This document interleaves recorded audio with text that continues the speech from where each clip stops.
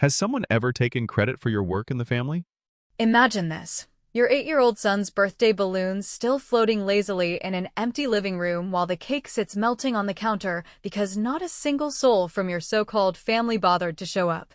leaving you both to stare at the remnants of a day that was supposed to be full of joy but instead became a quiet monument to neglect. And then, just 3 days later, your deadbeat dad texts out of nowhere asking for $2,200 to fund your brother's extravagant celebration, as if your pain and disappointment don't even register on his radar, so you fire back with exactly $1 wired over, accompanied by a snarky note that says, "Best wishes." Promptly change the locks on your front door to symbolize drawing a hard line, and wouldn't you know it, barely an hour passes before there's a heavy knock echoing through the house, turning out to be the cops standing there with questions that unravel everything you thought you knew about loyalty and family ties. So stick around, because this tangled mess of entitlement and betrayal is about to explode in ways that will have you questioning every relationship in your own life. And trust me, the sweet taste of revenge starts off delicious, but lingers with a bitterness that makes you wonder if cutting ties was the real victory or just the beginning of something far more complicated. I can still vividly recall the exact moment when Tommy's face lit up with unbridled excitement upon seeing those superhero-themed invitations I had surprised him with. The kind printed on paper with shiny foil accents that caught the light just right and made his 8-year-old eyes widen, as if he were already soaring through the sky alongside his favorite characters. Because at that age he didn't demand extravagance or over-the-top gestures, but simply yearned for a modest backyard gathering, complete with sizzling hot dogs on the grill, a colorful piñata overflowing with cheap candy for the kids to whack at, and perhaps a handful of cousins to run around with under the summer sun. So I had scrimped and saved for weeks on end by taking on additional shifts at the dental office, where I handled phone calls and scheduled appointments, reminding myself that in our cozy little split-level home in the suburbs of Dayton, Ohio, a child's birthday shouldn't feel like some unattainable luxury, reserved only for those with deeper pockets, especially since my ex-husband Mike had walked out years earlier and left me to shoulder all the parenting responsibilities on my own without so much as a backward glance. But fortunately, my extended family was supposed to fill in those gaps and provide the support network that every single mom dreams of, including my parents, who had gone through their own messy divorce when I was just 10, and my half-brother Rick, along with his growing brood of kids, who always seemed to get the lion's share of attention whenever gatherings rolled around. Dad, in particular, had promised over the phone, with his voice roughened by decades of chain smoking, that he wouldn't miss the event for the world, assuring me that the whole crew would pile into cars and make the drive from across the state line to turn our yard into a lively chaos of laughter and games, which gave me the confidence to splurge on decorations and food that would make the day memorable even if things didn't go perfectly. As the big day finally arrived under a sky so blue and cloudless it seemed almost mocking in its perfection, I fired up the old charcoal grill in the backyard and positioned that towering 2-layer chocolate cake from the local bakery right in the center of the picnic table, its surface swirled with vibrant blue icing to honor Tommy's unwavering loyalty to his Little League baseball team, and I even pulled out the good paper plates adorned with American flag patterns, because in a place like this, every celebration deserved a touch of patriotic flair to make it feel grounded and special amid the everyday grind of life. Tommy, dressed in his brand new sneakers that squeaked slightly on the grass with every excited step, kept glancing at the clock on the kitchen wall every few minutes while bouncing on his toes and inquiring with that innocent persistence only a child can muster whether Uncle Rick was really going to bring his fancy drone for an aerial show, as he had bragged about during their last video call. And at first, a few guests did trickle in to ease the building anticipation, such as my next-door neighbor Judy, who arrived with her own rambunctious son in tow and a covered dish of homemade brownies to share, followed by a couple of Tommy's classmates from school who clutched wrapped presents and added some initial bursts of energy to the scene with their shouts and games of tag. However, as the morning stretched toward noon without any sign of the family reinforcements I had counted on, the yard began to feel overwhelmingly spacious and echoey despite the decorations, and the scattered laughter from the small group started to thin out into awkward pauses that hung heavy in the air like unspoken disappointments waiting to be acknowledged. so I fired off a quick message to the family group chat that read, "Everything okay over there? The party's really hopping and Tommy's asking for everyone," only to be met with a deafening silence. That stretched on for what felt like hours, and by 2 o'clock in the afternoon when the sun beat down relentlessly, Tommy had resorted to idly kicking at clumps of grass while pretending it was all part of some grand adventure. Though I could see the subtle droop in his small shoulders and the way his smiles no longer reached his eyes, betraying the hurt he was trying so hard to hide from me. We ended up lingering in the backyard until 4 in the afternoon, watching as the cake began to sweat beads of condensation in the rising heat and stood there uneaten like a silent accusation against all the empty promises that had led us to this point. At which I finally sliced into it for Tommy and forced a cheerful grin while he tentatively poked at the piece on his plate with a plastic fork, insisting through a voice that cracked just a little that it was the absolute best cake he had ever tasted, even though we both knew the celebration had fallen heartbreakingly flat. And as the shadows lengthened across the lawn, I felt a slow boil building inside me, not directed at my sweet boy who deserved so much better, but rather at the absent relatives who had chosen to let us down in such a callous way without even a courtesy heads-up. That evening, after tucking Tommy into bed with a string of improvised bedtime stories about valiant knights who triumphed without needing vast armies or unreliable allies by their side, I found myself alone in the quiet house scrolling through faded old family photos on my phone, the kind from holidays long past when Dad still made an effort to show that family bonds actually meant something beyond occasional pleasantries, and though he and Mom had split amid arguments that echoed through our childhood home, we had managed to stitch together a fragile piece with obligatory visits and surface-level cheer that masked the growing distance over the years. But lately it had all started to feel profoundly unbalanced, as if I were perpetually the one making the 2-hour drives to their events, while they conveniently overlooked ours with excuses that grew thinner by the season. The very next morning brought a call from Aunt Linda, her tone bubbling over with insincere apologies about some vague scheduling mix-up involving her weekly bridge club commitment that apparently took precedence over attending her great-nephew's special day. And, honestly, bridge club over a kid's birthday, can you even wrap your head around that level of self-absorbed nonsense without wanting to roll your eyes right out of your skull? I played along on the phone with a laugh that sounded more strained than supportive, assuring her it was no big deal while inwardly I began to plot a small but pointed retaliation. And when she extended an invitation for me to join her upcoming potluck gathering that weekend as if nothing had happened, I crafted a response that read, "Sorry, something unexpectedly came up. Tommy has a big game that I just can't miss," which was, of course, a complete fabrication designed to mirror her flimsy excuse and perhaps make her realize how easily commitments could be shuffled aside when it suited the moment, and though it might have come across as petty in the light of day, it provided a tiny spark of satisfaction amid the lingering ache. Tommy, bless his resilient little heart, rebounded with remarkable speed by the afternoon, suggesting with a mischievous grin that we should polish off the leftover cake for breakfast the following day as our own private act of defiance against the flop of a party, and I agreed without hesitation because in that moment, a bit of rule-bending rebellion seemed like the perfect way to reclaim some joy from the wreckage. But just as I thought we might be turning the corner, Dad's text message chimed in unexpectedly with a casual, "Hey kiddo, how's the little man doing? We miss you guys around here," and the word "miss" landed like a punch to the gut coming from someone who had just demonstrated the exact opposite through his absence, leaving my thumb hovering over the keyboard in hesitation as I debated whether to unleash a fraction of the frustration bubbling up or hold back for whatever curveball might come next,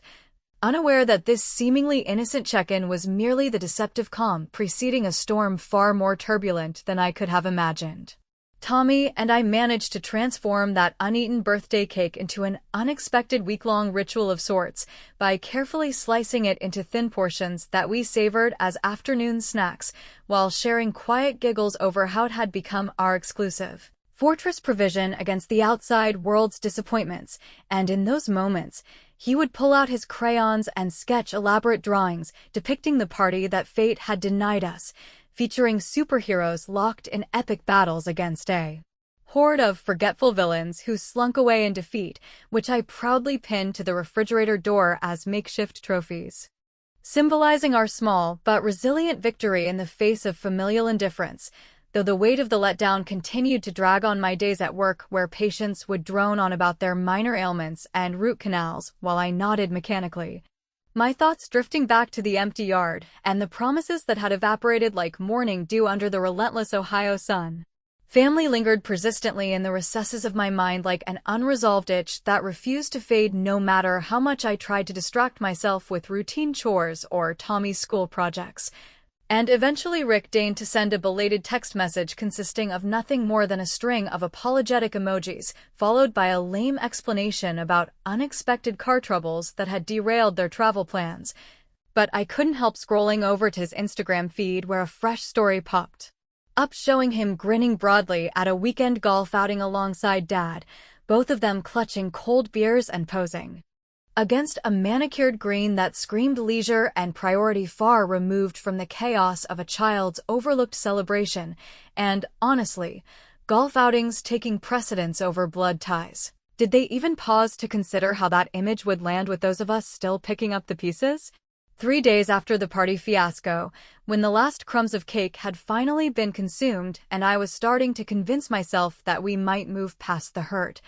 Dad's true intentions revealed themselves in a message that hit my phone like a freight train barreling through the fragile calm I had scraped together, reading simply yet audaciously, "Sarah, I need a solid favor from you. Your brother's turning 21 soon, and we're planning this big blowout celebration with all the trimmings, so could you wire over $2,200 to cover the venue deposit since it's non-refundable and time's running short, and don't worry, you'll get plenty of pictures to see how it all turns out." Looking sharp and festive, and as I stood there in the middle of my cluttered kitchen with my morning coffee growing stone cold in the mug clutched in my whitening knuckles, the sheer gall of it all washed over me in waves because your brother referred to Jake, Rick's son, who Tommy affectionately called his cousin despite their infrequent meetings and the vast emotional distance that had always separated our branches of the family tree, and 21 years old already meant visions of lavish parties complete with flowing alcohol, rented limousines, and rented tuxedos that no one in our modest circle could afford without dipping into savings, meant for more essential things like school supplies or emergency car repairs. I began pacing the linoleum floor back and forth, my mind replaying the stark contrast between the melting cake that had symbolized our quiet abandonment and the extravagant event they now expected me to subsidize, as if my financial struggles and emotional investment in Tommy's happiness were mere footnotes in their narrative of entitlement. And memories flooded back unbidden of how Dad had always tilted the scales in favor of Rick's household ever since his divorce from Mom left him chasing a sense of redemption through overcompensation, funneling whatever extra cash he scraped from his odd jobs into their fresh starts, like new trucks or family vacations, while doling out to me nothing but unsolicited advice on pulling myself up by my bootstraps during the lean years after Mike split. $2,200 represented far more than just a number. It equaled several months of rent breathing room, or the down payment on Tommy's upcoming orthodontic braces that his crooked smile desperately needed. And as the reality sank in deeper, I could almost picture the balloons and toasts at Jake's party unfolding in vivid detail, while the remnants of our own celebration moldered away unnoticed in the trash bin, fueling a righteous anger that made my chest tighten with the injustice of it all, yet a nagging voice in the back of my head whispered temptations of compliance, urging me to just send the money and preserve the illusion of family harmony, because who wants to be the one labeled as ungrateful or divisive in a circle where appearances mattered more than authenticity? With Tommy wandering into the kitchen at that precise moment, his tousled hair still damp from a quick morning shower and his curious eyes picking up on the tension etched across my face,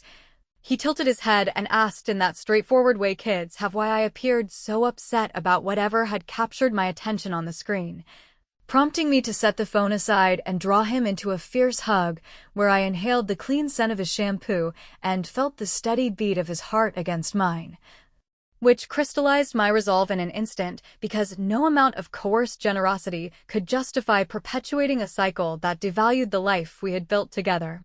through sweat and sacrifice, so I resolved right there amid the familiar clutter of breakfast dishes that the era of playing doormat had officially ended for good. Pulling out my banking app with deliberate clicks that echoed my growing determination, I initiated a transfer for precisely $1 accompanied by a note that read, "Best wishes for the big day ahead. Hope it exceeds all expectations. With love from Sarah," a move that struck me as deliciously petty yet laced with enough wit to elicit a wry chuckle even as hot tears pricked at the corners of my eyes from the release of pent-up frustration, because in that small digital gesture, I had flipped the script on their presumption without stooping to outright confrontation. The immediate fallout unfolded gradually but unmistakably as Rick placed a call that afternoon, his voice laced with irritation and disbelief as he demanded to know what on earth I meant by such a bizarre response, to which I feigned complete innocence over the line by replying that it was merely a symbolic token given our perpetually tight budget and the recent reminders of where priorities truly lay, and Dad chimed in later with a lengthy voicemail that grumbled about ungrateful attitudes running in the family, and how I was making things unnecessarily difficult, but I allowed it to roll straight to the inbox without engaging, instead methodically blocking their numbers one by one to create a buffer of silence that felt both liberating and a touch lonely in the quiet house. That same evening, as Tommy and I busied ourselves in the kitchen baking a fresh batch of chocolate chip cookies shaped whimsically like dollar signs to commemorate my audacious stand, I found myself laughing genuinely for the first time in days, a deep, belly-shaking sound that chased away some of the shadows, about the sheer absurdity of my $1 revolt and how it encapsulated the absurdity of expecting unwavering support from those who offered none in return, yet. As the oven timer dinged and we pulled out the golden treats to cool on the counter, my phone vibrated once more with an incoming message from an unfamiliar number that simply stated, "You think that's funny? Watch your back, because actions like yours have consequences you haven't even begun to imagine." Sending a chill racing down my spine and leaving me to wonder in the dimming light whether I had merely prodded a sleeping bear or awakened something far more sinister lurking within the tangled web of our shared history. That ominous text from the unknown number lingered in my thoughts like a bad aftertaste long after Tommy had gone to bed that night, prompting me to methodically check and double-check every door and window latch in the house before finally turning in myself, all while rationalizing to my racing mind that it was probably just Rick in one of his dramatic moods trying to bully me back into line with some anonymous tough talk rather than confronting the real issue of their collective neglect head on, yet despite my best efforts to dismiss it as empty bluster, sleep eluded me in fragmented bursts interrupted by the creaks of the old house settling and the distant hum of neighborhood traffic that suddenly seemed too loud and intrusive in the heavy silence. Tommy picked up on my heightened vigilance the very next morning over our usual bowl of cereal, his perceptive little eyes narrowing as he asked with genuine concern if the bad guys from his superhero sketches had somehow jumped off the paper into our real life, which forced me to brush it off with a lighthearted joke about overprotective moms turning into amateur detectives after too many true crime podcasts.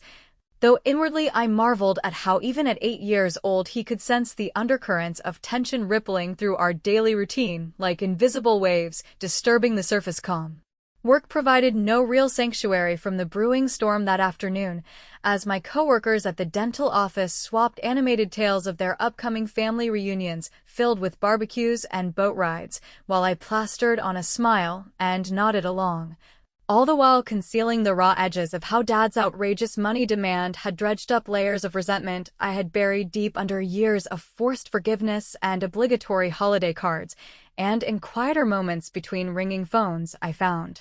myself replaying older slights like the time when I was barely 16 and scraped together $500 from babysitting gigs to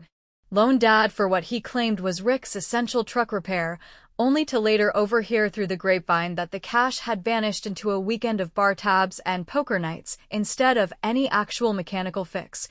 A pattern of misplaced priorities that now seemed glaringly obvious in hindsight, but had once made me question my own generosity, as if I were the one failing to measure up. This latest episode felt markedly different though, sharper and more invasive. as if their expectation of my unquestioning financial support came without even the pretense of reciprocity or acknowledgement of the emotional toll their absence had exacted on Tommy and me during what should have been a milestone of joy turned sour. And the more I dwelled on it, the clearer it became that patterns like these didn't just erode trust over time, but carved out hollow spaces in relationships that no amount of belated apologies could ever fully refill. Aunt Linda ambushed me unexpectedly that very evening at the local grocery store where I was navigating the aisles with a cart full of essentials for the week, her own overflowing with pre-made party platters and gourmet dips that struck me as the height of irony given her recent no-show at our backyard gathering. And she leaned in close under the fluorescent lights with a conspiratorial whisper about how Dad was under considerable stress from organizing Jake's elaborate 21st birthday extravaganza and subtly implying that I really ought to reconsider my little stunt with the money to ease his burden, as if raising a child solo on the erratic wage increases from a receptionist job didn't qualify as a stressor worth mentioning in the same breath. And her casual dismissal of our disappointment grated like sandpaper, because I vividly remembered her flimsy excuse about bridge club obligations that had taken absolute precedence over showing up for her great-nephew, making her sudden concern feel as genuine as a knockoff designer bag peddled at a flea market. The dilemma gnawed at me relentlessly as I loaded my groceries into the car under the gathering dusk. One part of my conscience urging me to swallow the pride and wire over a more substantial amount just to maintain the fragile threads of family connection that society drilled into us from every angle about blood being thicker than water and forgiveness paving the road to healing, while the sharper, more battle-hardened side recoiled at the thought of rewarding such blatant hypocrisy with even a penny more, because water might bind, but it doesn't demand tribute for parties that celebrate neglect, and, honestly, any well-meaning outsider listening to this saga would likely advise me to extend that second chance for the sake of long-term peace. Yet from where I stood with calluses formed from too many one-sided efforts, peace felt like a luxury I could no longer afford at the expense of my own dignity or Tommy's sense of worth. I chose to lean into the fire that evening.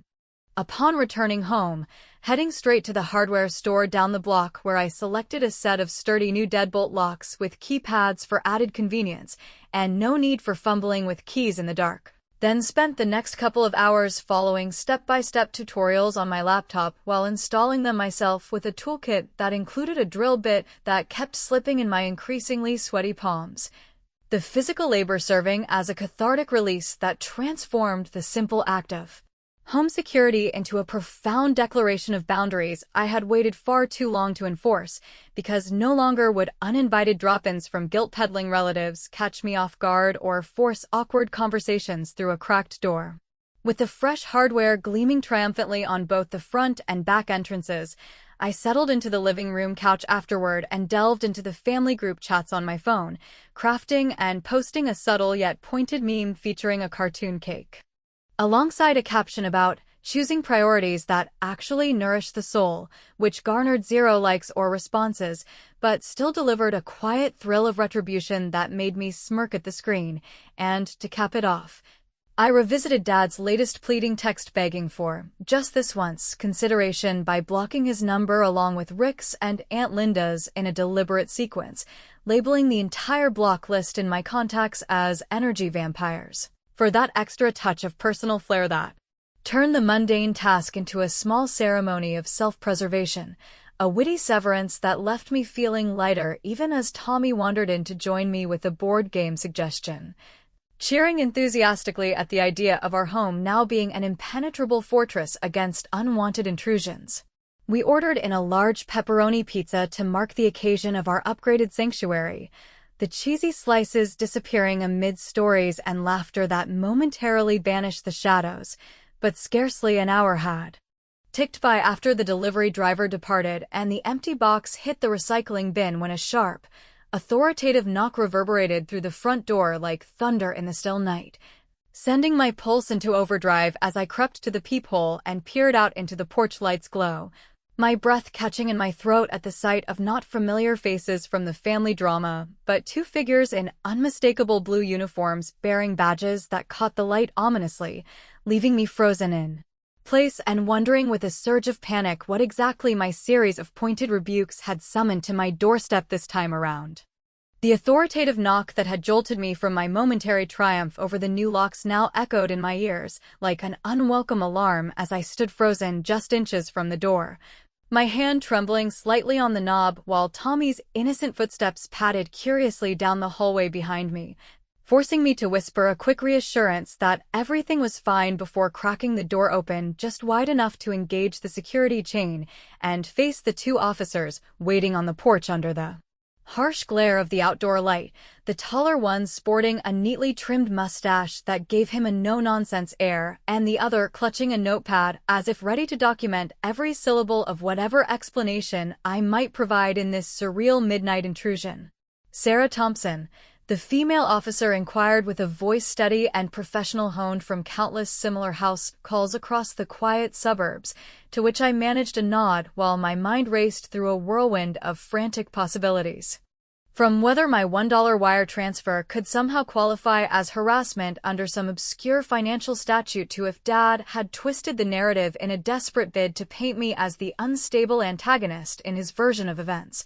And as they identified themselves with badges glinting ominously in the dim illumination, they explained that they were there to conduct a routine welfare check initiated by a concerned family member, none other than Dad himself, who had reported me as potentially unstable in the wake of the birthday no-show fallout and my subsequent, peculiar response to his money request. A revelation that hit me like a slap because unstable was the last word anyone objective would use to describe a woman juggling single parenthood and a full-time job while enduring the kind of neglect that would test even the most patient saint. We conversed right there on the threshold with me still wrapped in my faded robe against the chill night air and them maintaining a polite but probing demeanor that suggested they had seen far stranger domestic tangles in their line of work, as they asked pointed questions about whether I had issued any threats verbal or otherwise during recent disputes or if there were ongoing conflicts involving funds that might escalate into something more serious, prompting me to share a measured account of the family's collective abandonment at Tommy's party and the audacious demand for cash to fund Jake's celebration without delving too deeply into the bitterness that threatened to spill over like an overfilled coffee mug. Though inside I seethed at the irony of Dad leveraging law enforcement to pressure me when his own track record of reliability resembled a patchwork quilt of broken commitments and self-serving schemes. Flashbacks intruded uninvited during the lulls in their questioning, pulling me back to Dad's second wedding a decade earlier where he raised a glass in a toast to Rick's burgeoning real family, complete with stepmom and fresh-faced Jake, while I sat awkwardly in the back row cradling a then-toddling Tommy on my lap and feeling like an afterthought in the very lineage that had shaped my worldview. And even more telling was the subtle clue the officers let slip about the mismatched dates on the party invitation Dad had apparently shared with them as evidence of my uncooperativeness. A detail that struck me as rushed and contrived, suggesting the entire event might be little more than a fabricated hook to real and reluctant contributions rather than a genuine milestone, which in turn sparked flickering suspicions about Dad's underlying motives tied perhaps to hidden debts from his sporadic gambling habits that he had always downplayed as harmless weekend diversions, but which now loomed larger in my retrospective gaze. The dilemma intensified with every passing minute of the conversation. One side of me tempted to unload the full sordid history in hopes of garnering their sympathy and perhaps turning the tables by exposing the manipulation at play, while the more cautious instinct warned against coming across as the vindictive ex-daughter eager to air dirty laundry to strangers in uniforms. And I could already imagine how any impartial listener to this exchange might side against my growing isolation by arguing that family deserves endless olive branches extended in the name of reconciliation even when the other side wields entitlement like a blunt instrument, yet from my vantage point, scarred by years of one-way streets and emotional traffic, extending further only seemed to invite more detours into disappointment without any real destination in sight. After what felt like an eternity, but clocked in at barely 15 minutes, the officers concluded their check with assurances that no immediate concerns warranted further action, but issued a gentle warning to pursue better communication channels with relatives to avoid future misunderstandings of this nature, at which point I thanked them profusely while closing the door with a firmness that belied the adrenaline still coursing through my veins like an electric current, and once the squad car's taillights disappeared around the corner, I leaned against the frame for support as the weight of the encounter settled in, transforming what had started as a simple act of self-defense into a broader confrontation that now implicated authorities in our private feud. Seizing the surge of resolve that followed their departure, I channeled it into another layer of revenge by rummaging through the attic storage bins late into the night to unearth boxes of old family photographs chronicling holidays and milestones from better days, then meticulously packaged them up with bubble wrap and a handwritten note that read, "Enclosed are some cherished memories to brighten your celebration. May they remind everyone of what truly matters beyond the dollars and dates. Warmly, Sarah," a dispatch that blended nostalgia with a sharp undercurrent of sarcasm designed to prickle like a thorn in their collective conscience without crossing into outright hostility.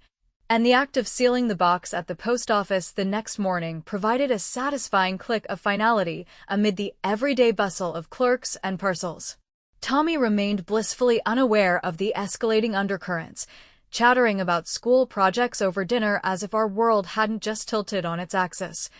And I collapsed into bed that night with a mix of exhaustion and fleeting empowerment from my latest witty parry,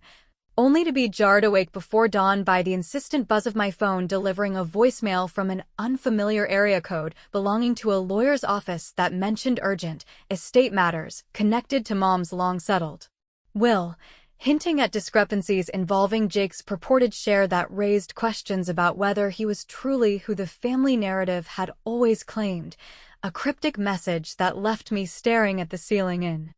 the pre-dawn gloom and pondering just how many buried lies might be clawing their way to the surface ready to upend everything I thought I knew about loyalty and legacy. That cryptic voicemail from the lawyer's office burrowed into my consciousness like a persistent splinter throughout the entire next day,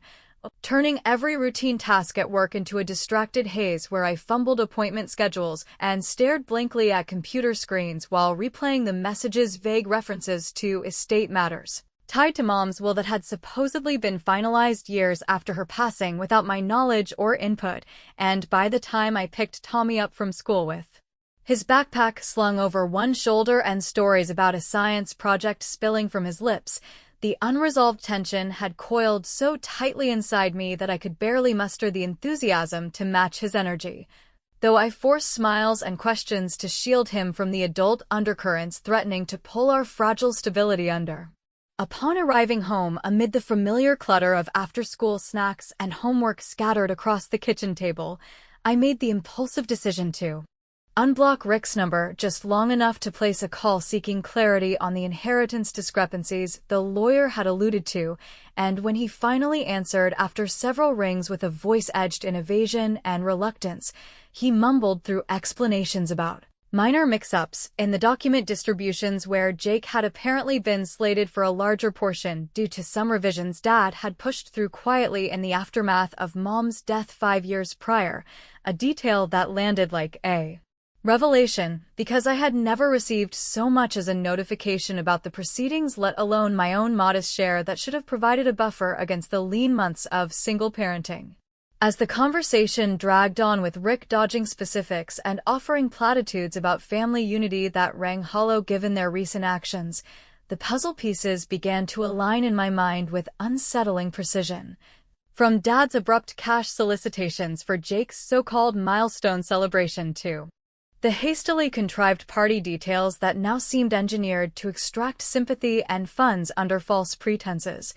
And I could almost trace the threads back to Dad's long-standing gambling slips that he had always framed as innocent flings at the local casino, but which had likely ballooned into debts requiring creative cover stories to keep the wolves at bay without alerting the rest of us to the precarious ledge he balanced on. Emboldened by the mounting evidence of deception, I fired off a pointed email to Dad later that evening detailing my demands for transparency on the will revisions and the true nature of Jake's event, framing it with a tone that blended firm accountability with an undercurrent of weary disappointment in how far our bonds had frayed under the weight of unspoken secrets, only for his response to arrive swiftly like a venomous retort laced with accusations of meddling and threats that I should Stay out of matters that don't concern you or risk regretting them. Fallout, a phrase that chilled me more for its vagueness than any overt aggression because regret had already become my shadow from years of overlooked slights, yet in that moment, I recognized how my escalating revenges, from the symbolic dollar to the shipped memories, had woven into a tapestry of clever detachment that now culminated in this digital standoff, a witty severance that severed not just ties, but illusions I had clung to far too long. The true climax unfolded as dusk deepened into night with the unexpected return of the police to our doorstep. This time not for a welfare check, but bearing search warrants and an air of purposeful resolve that suggested the threads I had tugged were unraveling a larger web of deceit.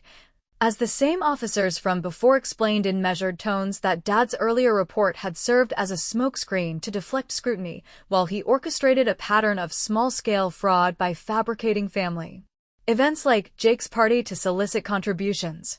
from relatives under the guise of communal celebrations, a scheme that had ensnared not just me but others in his circle who had quietly wired funds without questioning the inconsistencies.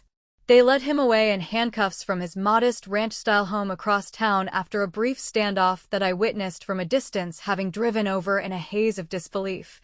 His face drained of color and etched with a mix of defiance and defeat as the squad car pulled away into the sodium-lit streets. And the partial revelation they shared with me afterward painted Jake not as the 21-year-old milestone celebrant, but as a younger figure whose age had been inflated to tug at heartstrings, compounded by whispers from the estate documents suggesting DNA discrepancies that cast doubt on his biological ties to Rick and potentially implicating Dad in a deeper layer of fabricated lineage to justify the uneven inheritance splits. In the quiet aftermath, as I returned home to tuck a sleepy Tommy into bed with assurances that the grown-up troubles were resolving themselves, a conflicting pang twisted in my gut, making me question the wisdom of my unyielding path, because while the neglect had ignited my revenges and isolation felt like armor forged in fire, perhaps a bridge extended earlier might have exposed the rot without dragging law enforcement into our parlor games, and any observer peering into this mess would likely chide me for burning boats when dialogue could have salvaged fragments of connection amid the wreckage. Yet from the scars I bore, dialogue had long proven a one-way echo chamber, rewarding silence with demands. As the taillights of the departing cruiser faded into memory and the house settled into profound quiet broken only by the tick of the wall clock, I pondered the ultimate cutoff I enacted by drafting a final letter to Rick outlining my decision to step fully away from the family's orbit for Tommy's sake, mailing it with a single pressed flower from our backyard as a poignant symbol of what bloomed when toxicity was pruned. A gesture witty in its gentleness, yet resolute in finality, that brought a bittersweet satisfaction tinged with doubt about whether the charges would hold firm against Dad's inevitable appeals, or if Rick might surface one day with pleas for reunion that tested my resolve anew, leaving the future shrouded in ambiguity as I stared out the window into the starless night and wondered if family legacies were worth the locks we installed, or better left as echoes fading on the wind without answers to the voids they carved.